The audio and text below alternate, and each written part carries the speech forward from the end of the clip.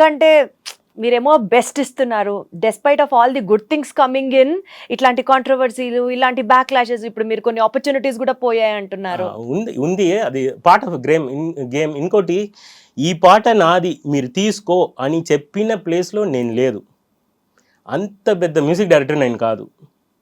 వాళ్ళు చెప్పిన ఇన్స్ట్రక్షన్లో ఏదో చిన్న క్రియేటివ్ డిఫరెన్స్ ఉంటుంది. ఎనీ డైరెక్టర్ ఎనీ ఇదిలో ఉంటుంది. స్టిల్ ఐ రెస్పెక్ట్ సందీప్ గారు, యశస్వి గారు. స్టిల్ ఐ వాంట్ టు ఈ పర్సనల్గా అడగండి క్వశ్చన్ అది, ఎందుకు సార్, ఏం సార్ ఇవన్నీ చేసి అనేది. సందీప్ గారు గురించి చెప్తున్నా, కొన్ని విషయాలు నాకే అర్థమైంది. ఇంత పెద్ద డైరెక్టర్, ఇంత విషన్స్ ఉన్న వాళ్ళ దగ్గర ఇలా అవుతుంది. సందీప్ గారు ఒక ఇదిలో మాట్లాడారు అని చెప్పి నాకు 2-3 పోయింది. But still I'm saying he's more, I like RGV గారు తర్వాత రాజమౌళి గారు నాకు చాలా ఇష్టం. నేను ఫస్ట్ అందాల రాక్షసిలో ఈజ్ మై ప్రొడ్యూసర్. రాజమౌళి గారు, ఆర్జీవి గారు ఇలాంటి పెద్దవాళ్ళు ఇండస్ట్రీలో ఎన్నో ప్రాబ్లమ్స్ నాలాగా ఫేస్ చేస్తున్నారు.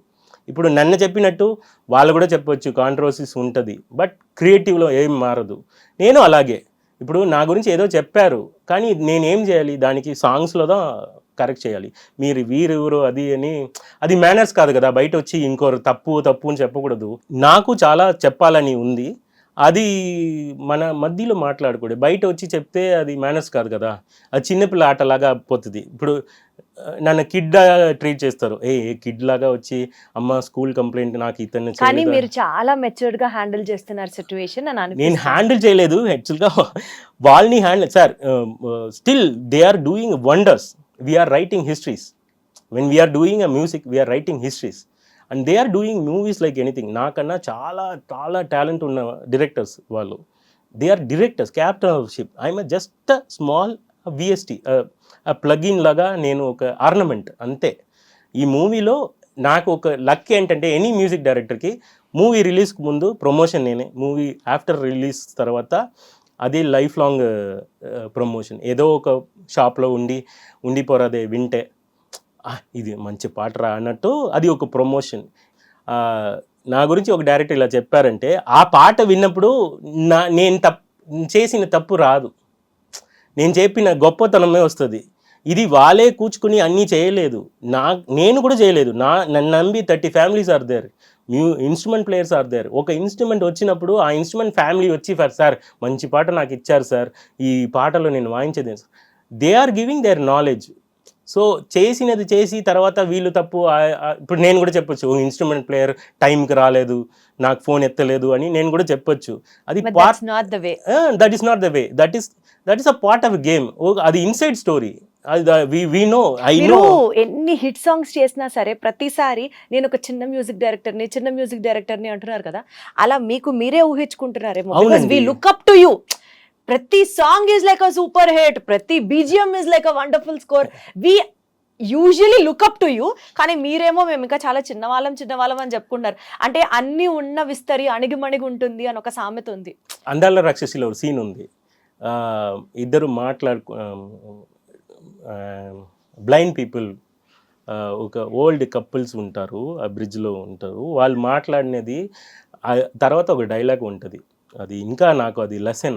అది అను గారికి ఇప్పుడు థ్యాంక్స్ చెప్తున్నా.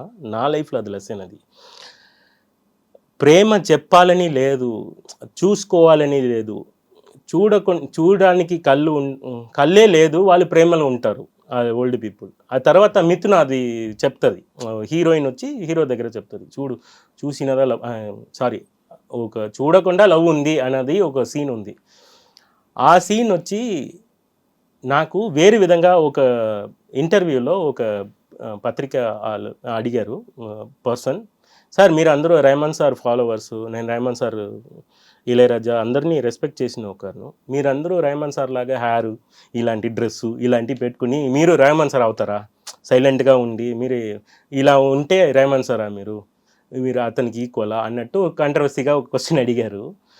అది కాదు, హంబుల్గానే ఉండడానికి రీజన్ ఏంటి, యాక్ట్ చేస్తున్నారా అన్నట్టు. లేదండి, నా పాట Andala Rakshasi, Evade Subrahmanyam or Arjun Reddy, whatever the thing, ఒక డిసబిలిటీ పీపుల్కి ఏం పనికిరాదు, ఇయర్ డిసబుల్ ఉన్న వాళ్ళకి.